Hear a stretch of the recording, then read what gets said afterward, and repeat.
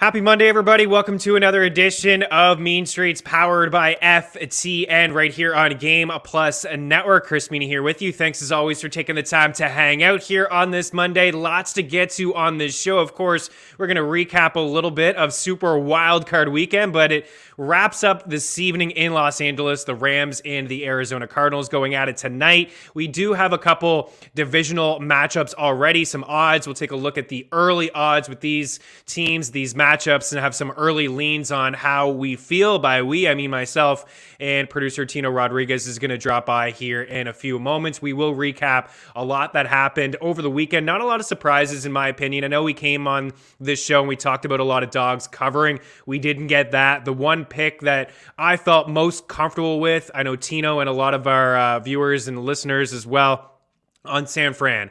Not a huge surprise to see the 49ers win that game, in my opinion, but, it was pretty much a coin flip game. It wasn't, a real huge upset, to say the least, but there was a lot really to break down from that game, wasn't there? Certainly the way that game finished was absolutely bizarre. We'll talk about that in a little bit. The Bucs rolled against the Eagles. We had KC roll. Mahomes had 5 touchdowns. Josh Allen and the Bills absolutely rolled. Man, the Bills...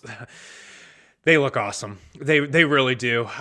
Bills were the Super Bowl pick for me heading into the season. I didn't come off of that. I did come off of the Bucs. I leaned with the Packers on Jake's show, All in Football. You can also catch on Game Plus Network. The Bills and the Bucs, that was my Super Bowl prediction heading into the season with the Bills over the Bucs. Tampa Bay, they looked fine against Philadelphia, and a lot of it was really on the Eagles. And, Nick Sirianni looked like a head coach, and Jalen Hurts looked like a quarterback playing his first playoff game.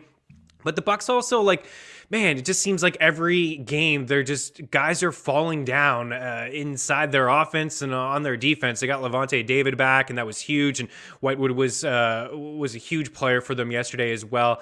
But missing a couple pieces on the offensive line is going to be significant for them. They're going to play the winner of the Cardinals and the Rams. We got some picks, we got some props, we got some, some touchdown calls for that game in just a little bit. But I am slightly concerned about the Bucs.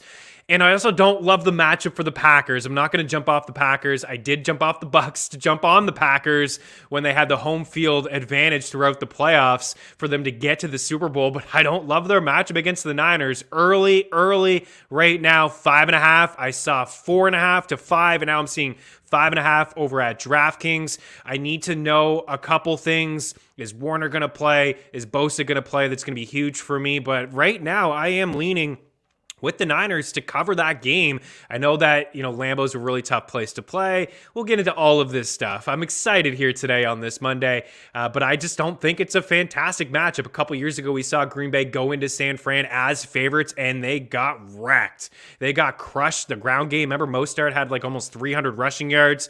Rodgers couldn't really do anything. I don't think it's a fantastic matchup. I think it's a tough matchup for these Green Bay Packers against San Fran, but the fact that they get to play on their own turf is certainly significant. They have a really solid track record of winning home games on their home turf. But overall, I didn't see a lot of, not a lot of upsets, really. I thought maybe the Steelers could hang. That was awful for me to call that. Not correct at all. They did not hang. They got some points towards the end of that game to make it like a 2-3 score game, but no, they were never in that game. And they started it the best way that they could possibly start it, right? Despite the fact that they didn't cross midfield until about midway through the third quarter, they had a lot of possessions to start. They had a pick. Mahomes and company had a slow start in that game. They didn't really get anything going on offense, but they couldn't. Pittsburgh couldn't get anything, and that's it. That is it for a Big Ben. We're going to break down all these games, early action in the NHL as well. The first game is Detroit and Buffalo, so we probably won't really dive into that one on this show. Dangle Batselli is live over at our FTN Network YouTube page. If you're watching on Game Plus, head on over there. You can watch the replay of this video. Why would you do that? You're watching on Game Plus, but we're still giving things away here. If you had any questions, you could leave them in the YouTube section of this video. Smash the like button. And again, the hockey show, Eric Young and I, we had a surprise Monday show with, Martin Luther King Day and some afternoon games in the NHL and in the association too. So Tina's going to drop by. I don't know if he has any NBA stuff, but I'd have some NHL stuff on the next segment. I got a package here to give away. The FTN hat, it's upside down. We got some great swag over at FTN. I need a haircut badly.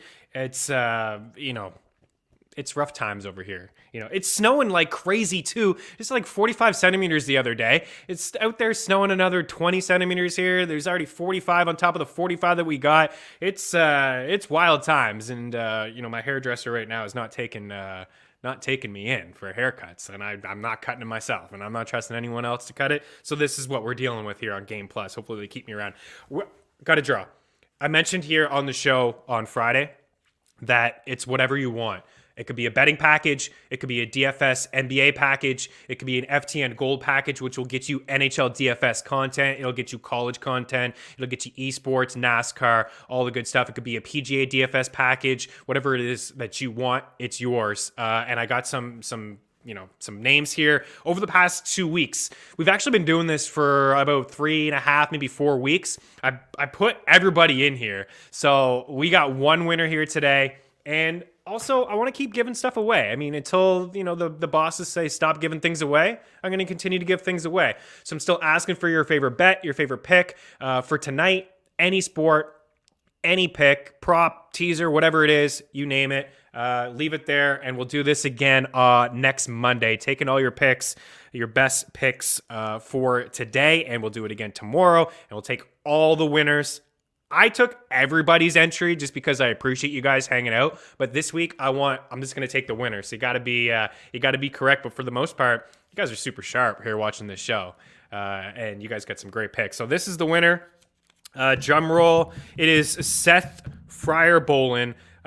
It may be Fry Bolin. My apologies. But Seth F. You are the winner, sir. You probably can't see that. There you go. You got it in there a little bit. So congratulations to you, sir. Reach out to me on Twitter at Chris Meaney. The DMs are open. meanstreetsftn@gmail.com. If you are not rocking Twitter these days, I mean, it's not a place for everybody. We'll say that, right? It's chaos on social media. But Seth, congratulations, sir. You let me know what kind of package you want. We'll take a quick break. I got some NHL stuff before we bring in Tino, recap the NFL, and take a look at tonight's football game as well. Just early action in the NHL, so I wanted to get this out to you guys a little bit quicker instead of saving the NHL for the end. So Mean Streets continues here on Game Plus Network. Keep her locked.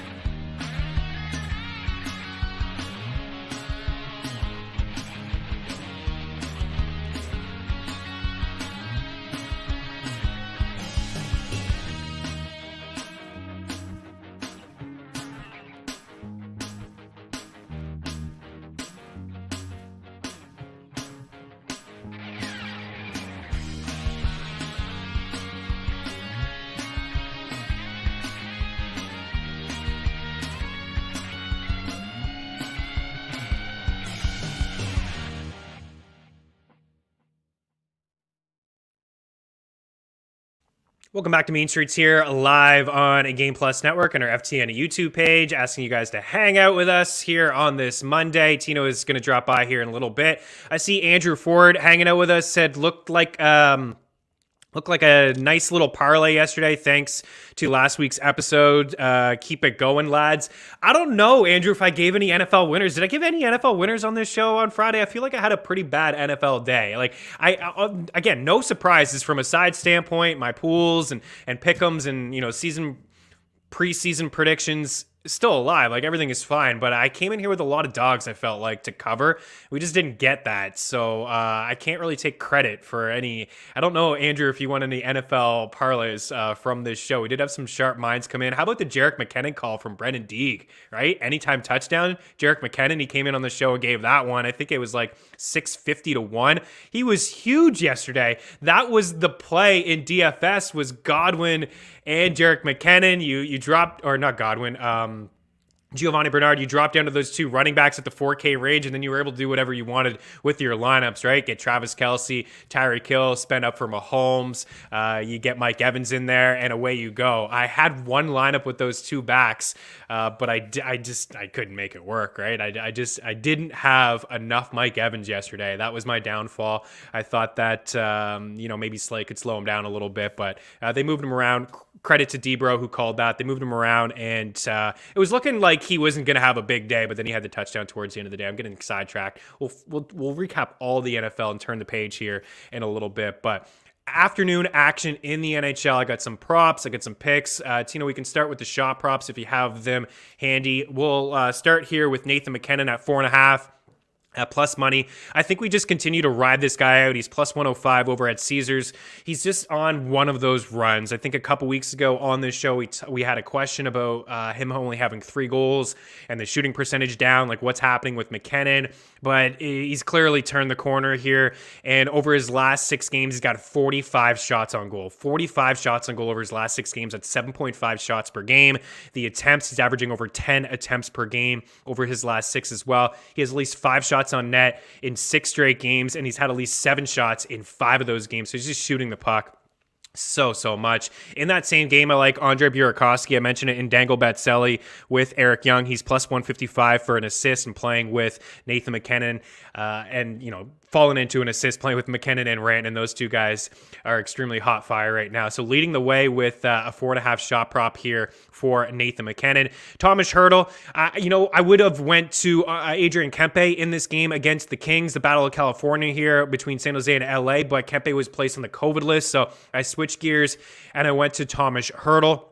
Hertl's been fine. He's been really good. He's getting a lot of ice time. He's played at least 20 minutes in 6 straight games. He's had at least 3 shots on goal in 6 of his past 9 contests as well. He's still on that number 1 line when Logan Couture was sidelined for, a couple weeks due to COVID. When he came back, I thought potentially they would put him back up on the number 1 line with Timo Meier. They've kept Hertl with Meier, and I like that quite a bit. The Kings are playing really hot. We'll get to them in a little bit, but Thomas Hertl taking the over 2.5. If you were looking for somebody from the LA side of things, I think Alex Iafallo over a guy like Victor Arvidsson. I couldn't find Philip Deneau. I couldn't find Trevor Moore. These two guys, Moore and Deneau, are pretty hot. So if you're playing some afternoon DFS action, I'll be interested in those guys as well. Yeah, Kempe's on the next graphic. George, how did you know, right? How did you know you were going to do it to him? Cam Atkinson over 2.5 shots. This one I like quite a bit. I could have led with it. He has 22 shots on goal in his last 4 games, 4 shots, 4, 8, and 6. He's cleared 2.5 in 5 of his past 6 games, and he's averaging 20 minutes per game over that span as well. The Flyers are a bloody mess. They're awful. They've lost 7 straight games. They're atrocious. They're just not good. And a matchup here against the Islanders today. But for Atkinson, I mentioned the ice time. He's getting so much ice time. He's a shoot first guy. He's a volume shooter. He loves to shoot the puck. So we're getting him at a decent price as well. You see Suzuki on the board and Chris Letang.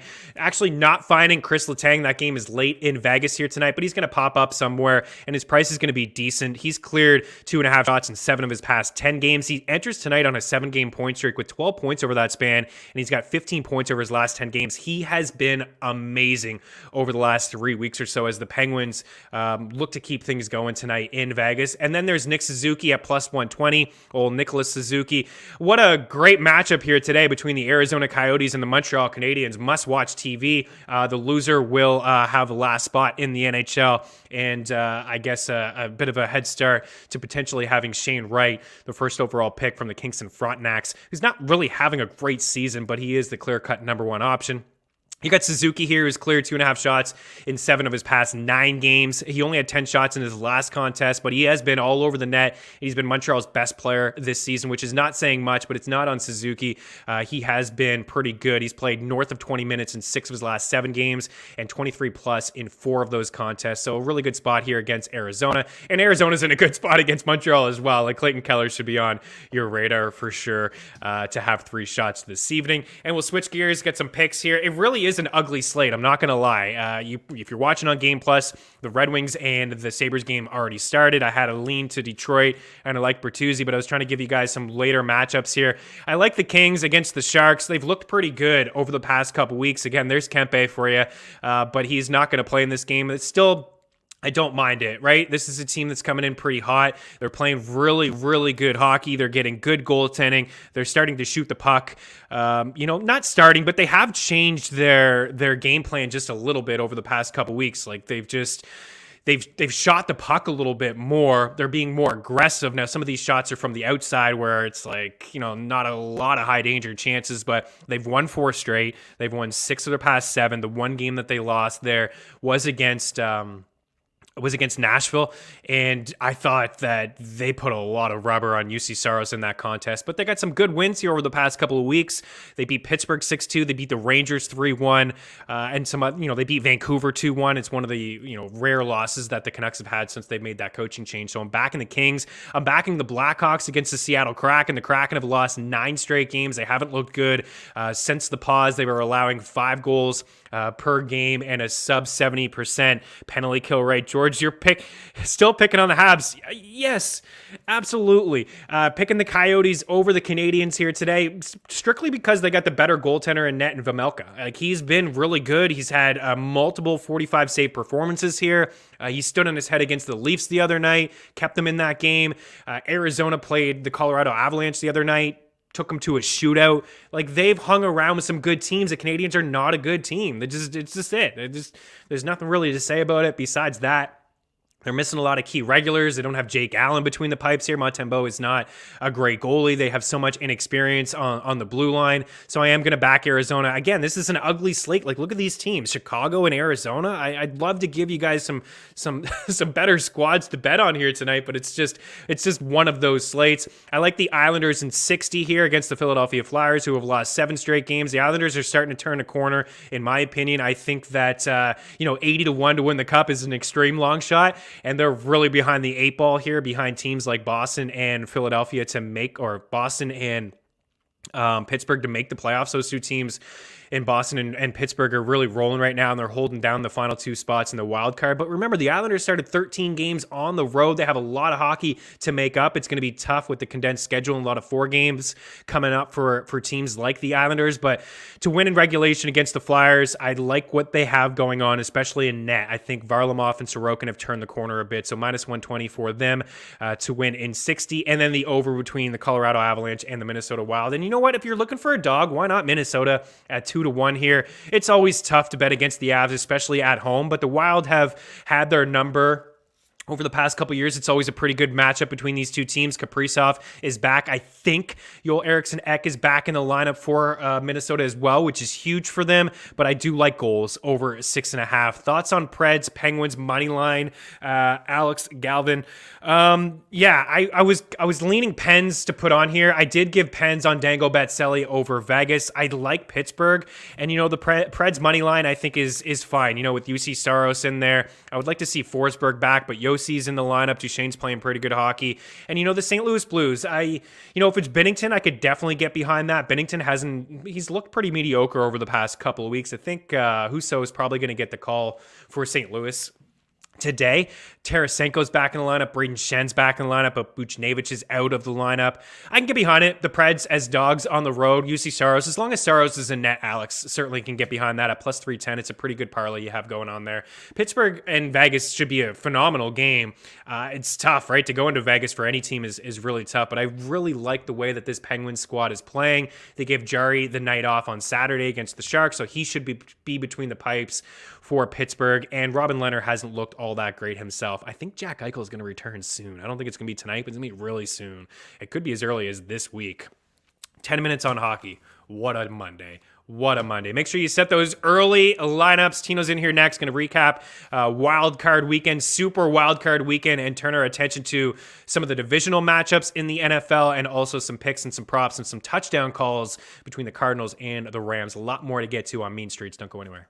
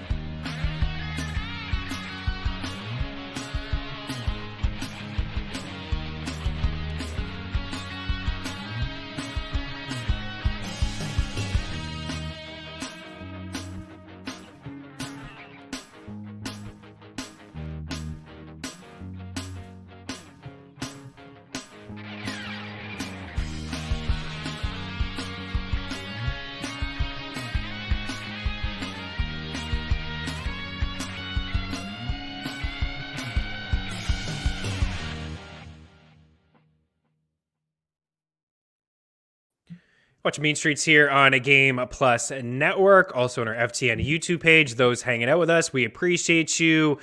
Tino, what is up, sir? A super wild card weekend in the NFL and not a lot of craziness. It was kind of a bit of a chalky week in the NFL.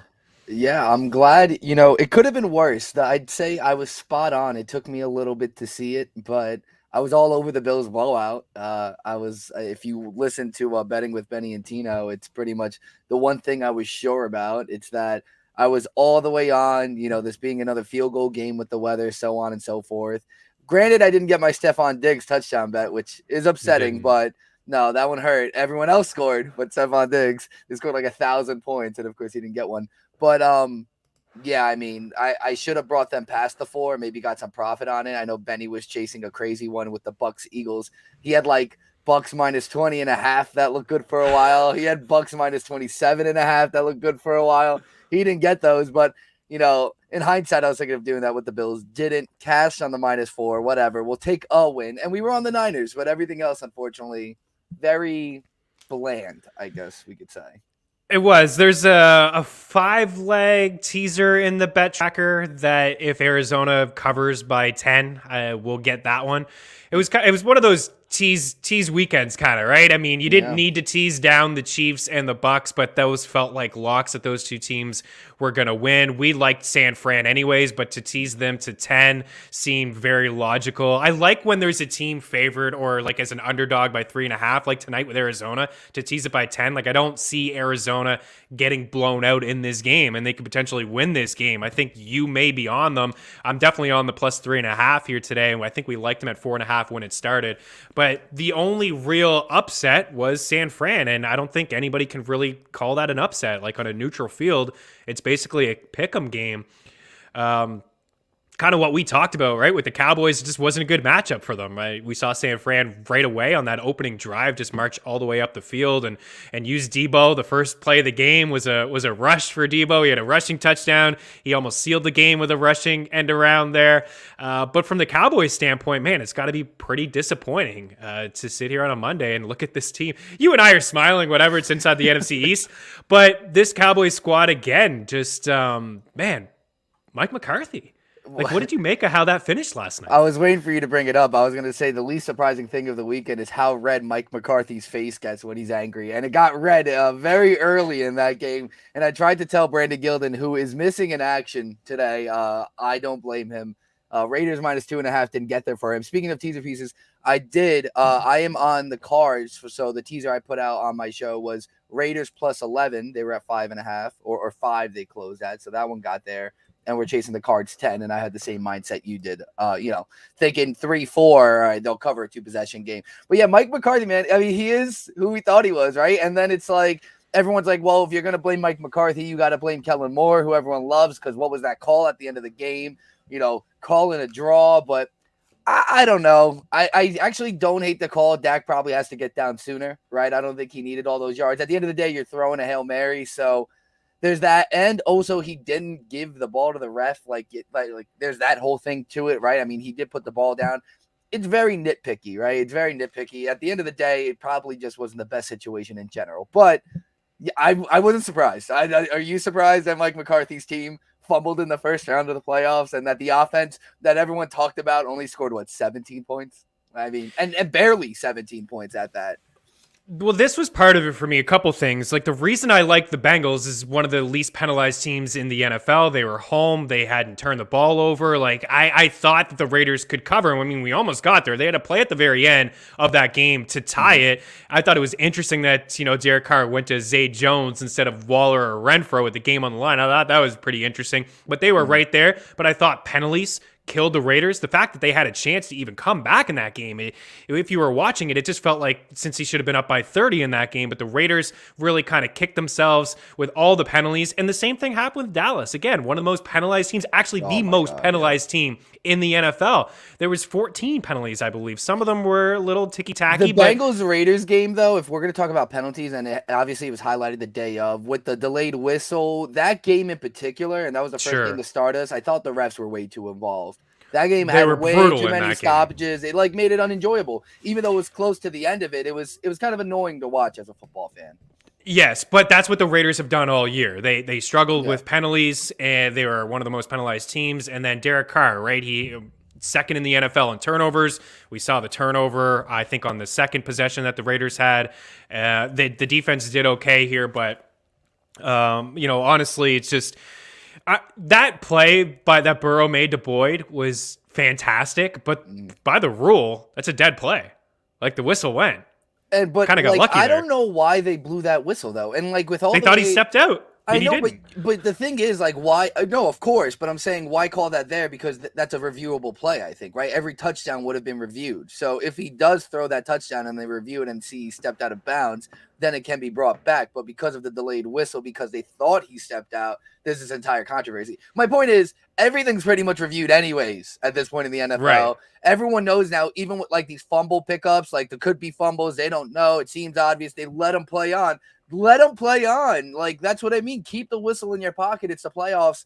It's frustrating. It's frustrating seeing the Zebras get too involved. But it is. Yeah, Andrew says maybe the guests deserve credit. I think we did okay, honestly. We had some dogs in the spread, but I know that we were like, these teams are not winning besides San Fran as that one dog. But I wanted to get one thing off my chest with this Cowboys thing. Yeah, it was a weird call, whether it was McCarthy or Moore or Dak.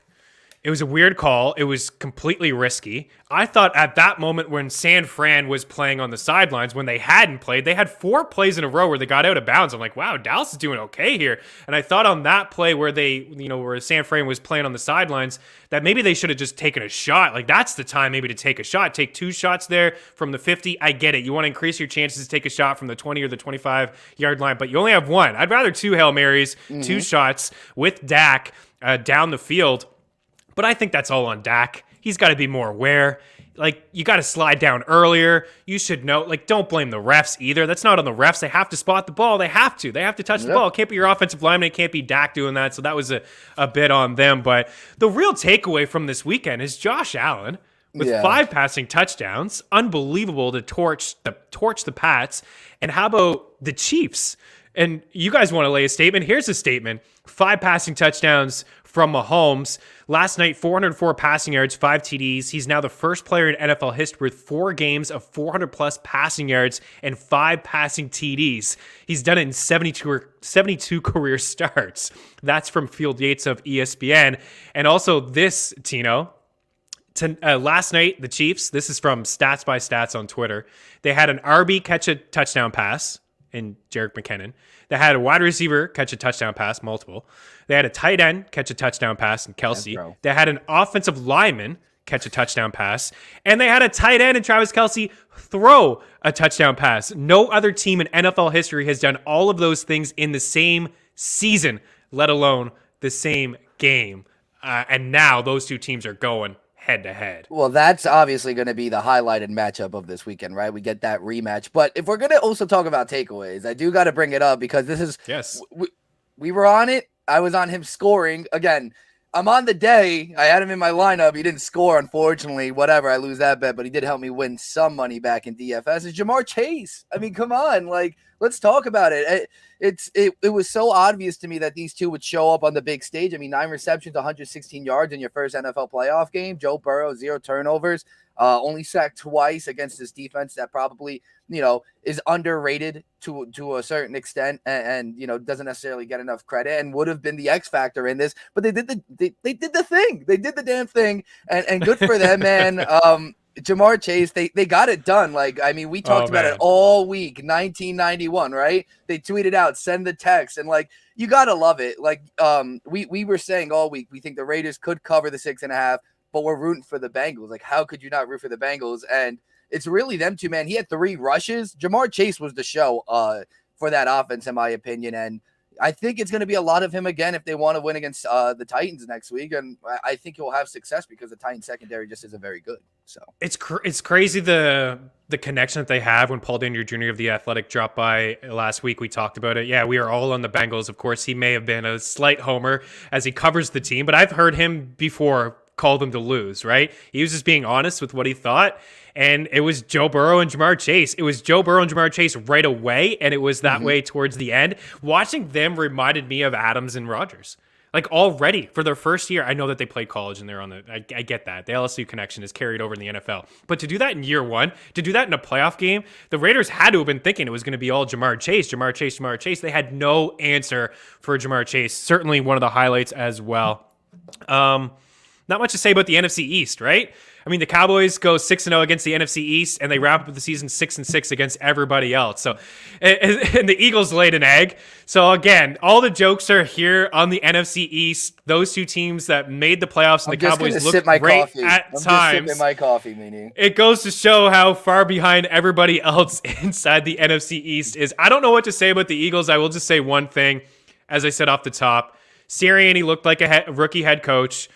Right? They didn't want to get out of what they were familiar and comfortable with.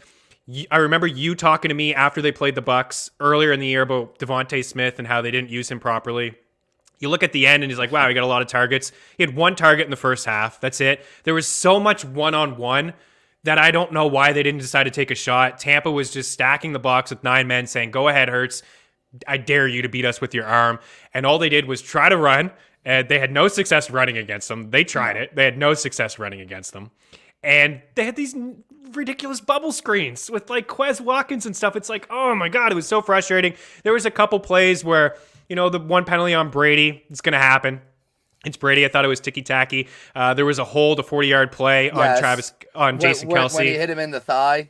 Yeah, that wasn't a hold. That was a big play. And then Goddard had the drop. But they were never in that game. It was never close. The defense played okay, but it was never close. Hurts did look like a rookie. He had Smith a couple times. In the NFC East, you could say the same thing. I know we're off the Cowboys, but they didn't get CeeDee Lamb involved at all. I know they tried, and a few plays got taken back. But it's not surprising that, your offense struggles because, and I know penalties. Amari scored a touchdown, right? You can make a case that Amari's a better receiver than CeeDee Lamb. But the point is, like, on paper, like, CeeDee's that explosive weapon in their offense that, needs to take him to the next level. That's what he's there for. He had one catch, right? One catch for 20 yards. That's not going to do it. And Devonta Smith, if you are going to pass the ball, why is Quez Watkins getting all the looks? It reminded me of the Giants game that they lost at the end there when Smith was running open. And I forget who he targeted at the end of the game. Maybe it was Rager. And also, shout out to Rager's fumble. Oh my God, poor guy. He's done. He's got to be. I actually feel like really bad for him. Yeah. But my God, he's got to be done. I know Justin Jefferson was trending again on Twitter when he fumbled that ball. But that was another thing too. Like, started to get some momentum. They had sacked Brady 3 straight times. It was like 3 and outs. It's like, okay, here you got a little bit of momentum. They're starting to move the ball on offense, and then that happens and it's GG. But I would have liked to see Philly get out of their comfort zone a bit, right? You have to adjust. You have to make some adjustments. And the offense looked like the offense in week 3 and 4 with Nick Sirianni. It was very vanilla, but it is what it is. Rookie coach, basically a rookie quarterback, and Jalen Hurts as well. But they got 3 first-round picks, so hopefully they can draft a better wide receiver. I think that's it from takeaways. I think we can kind of turn the page and maybe transition to some of these other games. I don't think there was really anything else. You nailed it. Chase was the superstar, and Burrow in that first game. Josh Allen and all the weapons in Buffalo. Everybody got in on the fun in that game. And I thought Mac Jones had a couple nice plays. And that pick at there was one pick. Yep. Was who was it? It Micah was Hyde. You talk about the high pick, that first interception. What a pick that was. I thought that was a nice throw by Mac Jones. And then Mahomes and Chief, everybody was rolling, clicking on all cylinders. The Bucs were just fine in that game as well. I think there's 2 running backs though, right? And Giovanni Bernard and Jerick McKinnon, who kind of, especially McKinnon, he looked like the back of old in Minnesota when Dalvin Cook was hurt and it was like Latavius and McKinnon. McKinnon looked fresh, dude. He looked really good in that offense. Gio looked pretty good too. Like, what year is it, right? He just got activated. I was able to get these guys in my lineups too, and I knew they were cheap plays and kind of like not really dart throws because you knew they'd get some passing down work. I'm upset I didn't parlay them together. I ended up betting them straight up, and I know Brendan gave it out, and I normally play them anyways. But Bernard actually didn't have that great of odds, so I was like, you know what, whatever, I'll play it as is. I think by game time he was only like plus 250, plus 300 or whatever, but opportunities missed. Not tonight, though. We have some picks tonight. I got a crazy parlay. I'm not gonna lie. I have a crazy parlay out there. Right? I'm all about it. And again, Debo, Debo again was a superstar for the Of course. 49ers. I thought Brendan Ayuk had a really good game as well. All right, we'll break and we will look at some early divisional odds. We also, like you said, we got some props and some picks and some parlays for tonight's football game as well. Keep her locked.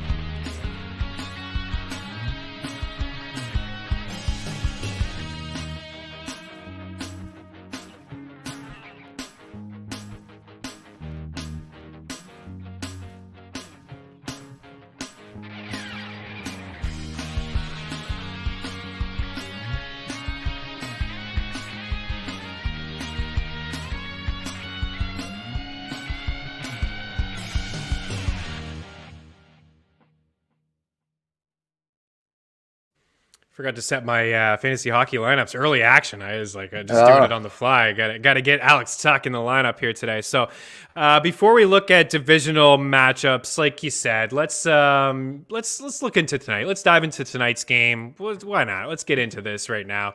We got the Rams at 3.5. This is the third time that these two teams have played each other. There was a split. It looked like Arizona was in control of the latest game, too. Kyler, a turnover, and it was kind of downhill from there. But they did go into LA and smoke them. McVay does own this matchup. 9 wins, 1 loss. Kingsbury's got the 1 win in his last 6 games against the Rams. Plus 160 if you want to back Arizona on the money line. LA there, minus 190, the total at 50. So I got some props. We'll get your thoughts, though, first on this game. Throw to you. What do you think? I am moving. I've moved off this similar to the Bills. I started on the Cards and now I'm on the Rams. And I also think it's mainly because I'm tied to the Rams here. I do want to root for them. And I kind of think there's a decent opportunity here for me to go against them and try to profit just in case my futures do, bottom out in this matchup. But I don't know, man. I feel like the Rams are kind of getting healthy at the right time. We have Cam Akers back on the field. Their defense is still there, whereas the Cardinals, James Conner's banged up. They're not 100%. I guess their defense, right? J.J. Watt's back, but I don't know, man. I can't put my finger on this 100%. I feel like taking the points makes a ton of sense out of all the matchups this week, right? We've seen a lot of blowouts. There's a good chance this could be the closest, other than the San Fran Dallas matchup. I think we kind of knew that going in earlier this week that this would probably be the best chance of actually coming down to the wire and being a close one, especially because of how the last one went in Arizona. But my lean's on the Rams. I just think they're the more complete team, and the biggest issue that I'm struggling with of backing them is that Matthew Stafford has not been good on primetime. If he had won one primetime game, I don't think I'd even hesitate right here. But Monday Night Football, I don't know. It's just not sitting right with me. No playoff wins for him. It's pick your poison, right? Who do you want to root for? It's hard for me not to root for Kyler Murray. It's why I'm betting him to score a rushing touchdown. But it's the Rams are the better team on paper. I'm just putting it to that. The Rams are the better team on paper. This is the year they're all in to win. They should win this game. That's just what it is. I agree. They should win this game. I think they're the better team. I think both weaknesses on each squad is the offensive line, and just give me the team and the Rams who can dial up some pressure and get after Kyler. So that's kind of how I feel. But I do think that Arizona covers. I think this is a field goal game. I think it's going to come down to the very end. I don't see it as a high scoring game. I see this as an offensive struggle. I do. I think it's going to be, it's just going to be a struggle for both teams. And it's weird to say because there's so much explosiveness on either side, right? I know we don't have Hopkins here, but we obviously have Cooper Kupp, who's been a beast, and Odell Beckham Jr. as well. You were talking about Stafford, and I meant to put this on the prop board. Like Stafford to throw a pick at minus 125. That's happening, right? Oh, yeah. This guy's been throwing picks all year and making huge mistakes and pick sixes. And I think that could be the reason anybody would back Arizona here today is Matthew Stafford in the big games and the big mistakes that this guy has made.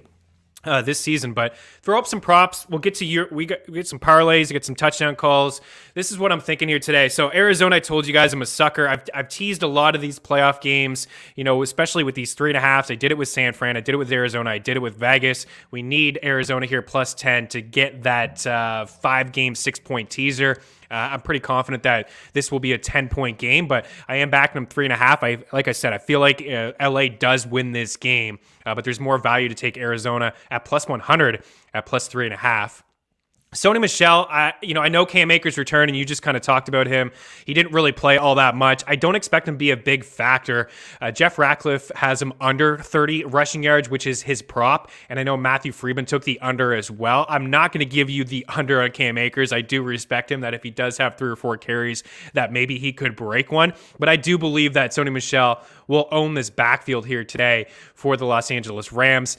Michel had 79 yards against Arizona in Week 14. 554 rushing yards since Week 12 is the 3rd most in the NFL, behind Penny, of all people, and the GOAT, Jonathan Taylor. But Sony Michel has been pretty good. We know we're not going to see Henderson here. I think he's going to get probably 15 to 17 carries in this game, and Arizona's given up some big plays on the ground this year. So I'm riding with Michel on the rushing yards, and you see I like his receiving yard prop too. He just needs one catch here to get to the 9.5. He's had 13 targets over his last 3 games. As I mentioned, I think that this backfield will be his. Other props that I like here, Kyler Murray over 38.5 rushing yards. He's cleared that number in both games against the Rams this season, and I like him to score a rushing touchdown at plus 220. I believe you like that one as well, Tino. But for Kyler, and something that we talked about over the weekend with Matthew Friedman and Elliot Chris, is these quarterbacks typically maybe more willing to go for that extra yard or 2 in the playoffs. Had Mahomes over 17.5 rushing yards. We talked about Dak Prescott over 7.5 rushing yards. Obviously, Josh Allen was running around over the weekend as well. But for Kyler at 38.5, considering the pressure that the Rams can bring, and if they don't take care of the edges, that's it. They have to, or Kyler will just run and he'll get those yards. So 61 yards on 7 attempts in that Week 14 matchup against the Rams. I think that he can get to 38.5, and I was kind of leaning the over 6.5 rushing attempts as well. Also on that board is Christian Kirk and Odell Beckham Jr. over 3.5 catches. A lot of the attention will be on Cooper Kupp in this game. Arizona limited him, to a mediocre game, I guess, for him in one game, and then he went off in another one. But for OBJ, we got him projected for 4 grabs. I think he can get 5 or 6 catches in this spot. He had 77 yards and 6 grabs on 7 targets in that Week 14 game. He's got a matchup against Marco Wilson, who has allowed a 75% catch rate here. So I think that's a plus matchup for OBJ. And the same thing for Christian Kirk. I think that this is a pretty good matchup. He should avoid Jalen Ramsey. He should see Deontay Dean in the slot. And he had 86 yards against the Rams in Week 14. And Jeff Ratcliffe in the projections has him for 60 yards, and most books have them at 53, 54.5. You can get 50.5 over at FanDuel. I went a little long there. I know you got some stuff too, but let's break and come back, and then we'll get to your parlays and a couple props that you're feeling. So we'll continue things here on Mean Streets.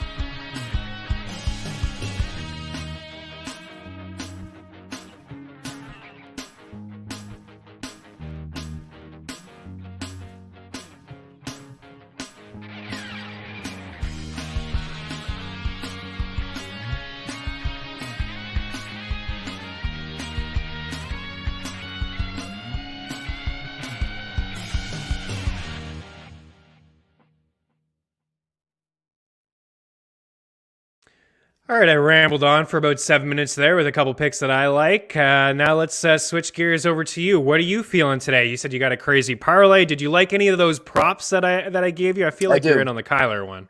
Yeah, I actually like Odell today as well. Secondary receivers do really well. Cooper Kupp has not scored. He's done well in terms of receiving, but in terms of touchdown production, the secondary receivers actually do really well. So the thing that was popular the last two games that they played, and he did score in both of those, is that Van Jefferson's dad is the wide receiver coach for the Arizona Cardinals. Incredible storyline. We love that. And he also has the highest odds amongst those top three receivers to score again. And I kind of like it. I'm not going to lie. So here's where I'm at, and I'll just tell you, here are the four I'm going with, and I'm making it here. I'm redoing it just so I can cut it down, but it's 66-1 odds. I like Kyler. I like Van Jefferson. I like Odell to score, those three. And then here's the catch, and I'm making my money back because he should have scored two different times the last time they played. One was picked, and the other was stopped on the half-yard line, and I'm going to Zach Ertz. I'm going back to Zach Ertz. The first time these team played, Ertz was not on the team. Max Williams did score. If you go back to last year, Dan Arnold actually had a lot of success against the Rams. He scored 2 touchdowns in a game at one point in time. And like I said, that last game, we're talking inches away from a touchdown and a tipped interception away from him scoring. I think it's really good. I think he's been their most used receiver. I think double-digit targets in like the last 4 games here. I mean, unreal. He's a short-handed guy as well. They use him in the red zone, and he's due. He really hasn't scored any touchdowns as of late being with the Cardinals. I think that's why I'm on Ertz and Murray, just for the do factor, right? And I'm teetering, man. I'm teetering. I don't know which team I like more. I think the fact that I have a futures on the Rams is conflicting my headspace here. But like I said, Ertz hasn't scored here in the final 6 games. Definition of due. And Kyler Murray, a lot of the same. So I think if they want to have success and the Cardinals want to hang around at all, it's got to be between those two guys. I know AJ Green's like an obvious look for a lot of people with the Cardinals. He's scored against the Rams and has been their big play guy. But I'd actually rather, to what you had on there, go Christian Kirk. I think Christian Kirk, if you watch that last game in Arizona, there were some clear missed opportunities. And he had a lot. He did more with less is the best way I can put it. He did way more with less. And so I'd actually rather take a jab at Christian Kirk with the better odds over 2-1 than, go with like a plus 170 with AJ Green. So yeah, I agree with that too. Yeah, AJ 3.5 catches seems pretty low, but if he's going to deal with Ramsey, it's tough, right? It's extremely tough, and I don't know like how is James Conner going to be full go. I was looking at some Conner and some Chase Edmonds stuff too. Like Conner just seems like a lock all the time to score. If Conner isn't a go, obviously the odds are going to drop. But I love Chase Edmonds. A game where Conner had 2 touchdowns earlier this year. He kind of vultured those touchdowns. It was before he was in it. Edmonds had 120 yards rushing on the ground, like tons of success. So, only a matter of time he falls into the end zone as well. And if he is limited, I think he's going to play. But if he is limited and he's not going to play, I mean, all the better for the Kyler rushing touchdown too, right? Mm-hmm. To hand it off to Chase Edmonds. We saw that last year. I mean, Chase Edmonds wasn't a goal line back for them. It was Kyler who was running it in, and Kenyon Drake towards the end of the season. So I like those ones. I like what you gave, man. I like that. It doesn't seem like a crazy long shot. Zach Ertz is going to be a player in this game here tonight. He's going to be a big player in this game. Brennan just checked in. If Connor is out, can't they help Kyler anytime? Can't help. What's he saying? Can't that help? Okay. Yeah, definitely. It's something you guys talked about on the Saturday morning betting show. It's that we haven't seen it yet early in the postseason, but quarterbacks are more reluctant to run in the postseason. Season's on the line. A running quarterback is more likely to run the ball. Josh Allen kind of did a little bit more. Dak Prescott scored a rushing touchdown. So I think Kyler, like we said, hasn't done it a lot. I think he's more likely to do it a lot more today. So I do like his over in rushing, which you also had on the board there.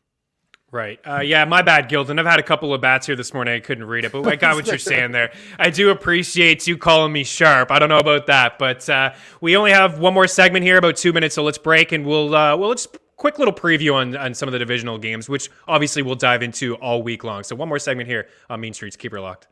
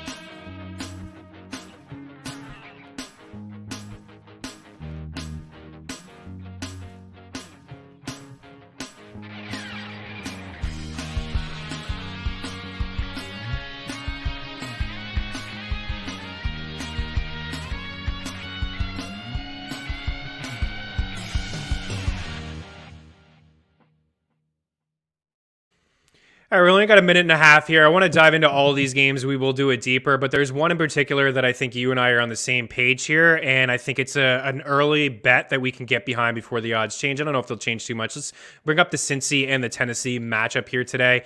I like the Bengals at plus 3.5. We like this squad. We like the rise, the direction that they're headed. I know King Henry is expected back here, but I think that they could go out and win this game. I'll probably back them on the money line, but I think this has got field goal written all over it, dude. Yeah, no, and wow. Look at the echo. Love it. Took it to the last segment, but we had a nice little audio miscue. I did want to pull up. That's the issue. I'm multitasking. I'm trying to pull up what I put in last week. I think it's 7-1, if not 7.5. It's 7-1 for them to win the conference. I threw a little money on that, and it's something we gave out when we were looking at Super Bowl and conference odds, because we were on this show last week saying, I see them being in that championship game, right? And I haven't moved. I thought they would take care of the Raiders. I think they're in a great spot to upset Tennessee. And then the big hump will be them beating whoever it is in the AFC championship game, which I can't wait to talk about. We're not talking about that now, but Buffalo KC. Can I just bet the over? I know we have a board. I don't know what it is. Can I just bet it now and just worry 75 over, right? Yeah, like the matchup of the AFC over. Championship last year. These two teams played in a shootout earlier in the year as well. But right now is the time to do it, guys. If you want to ride with us, we got to get out of here. But Cincy is at 3 everywhere, but Caesars and BetMGM 3.5. So why not get that hook, right? I like that. I like getting that hook. It's pretty significant. All right, guys, have a fantastic Monday. Good luck with the game this tonight, and we'll be back tomorrow to talk all kinds of football and everything else happening in the sports world. Have a good one. Cheers.